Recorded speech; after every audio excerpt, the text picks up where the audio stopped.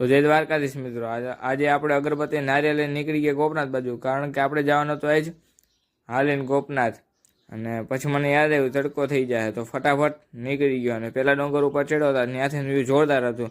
હાલો હું તમને ગોપનાથ ઉપર જઈને વ્યૂ બતાડું, જો કેવો છે. પછી આવી ગયા હનુમાનને, તો હનુમાનના દર્શન કરી ફટાફટ નીકળી ગયા ટપકેશ્વર બાજુ, કારણ કે આપણે ન્યાય દર્શન કરવાના હતા. અને પછી કલાક એકમાં આપણે પૂગવાનું હતું ગોપનાથ. તો ફટાફટ હાલવા માંડ્યા, અને રસ્તો ઊંચો હતો, ચડવો જરીક વહેમું લાગે. અને ફાઇનલી આપણે છેલ્લી ગુલાઈ પૂગી ગયા. અહીંયા પર્વતને કાપીને રસ્તો વચમાં મસ્ત બનાવેલો હતો જો. ફાઇનલી આપણે પૂગી ગયા મંદિરે, અને મંદિરના દર્શન કરી અને પછી આપણે વયા ગયા નારિયેળ વધારવાના હતા. તો નારિયેળ છાલ ઉતારી લીધી અને ફટાફટ આપણે નારિયેળ વધારી દીધું. અને ધરીને ફાઇનલી હું તમને બતાડું વ્યૂ, જો વ્યૂ ઉપરથી જોરદાર આવતો હતો. તમે વ્યૂ જોઈ લો, ત્યાં સુધી હું ચા પી લઉં. અને જો નવા હોય તો લાઈક છે, સબસ્ક્રાઈબ કરી દો. અને પાછા આપણે મળીએ વેકેશનમાં. અને આપણે કલાકમાં ફાઇનલી નીચે પણ પૂગી ગયા.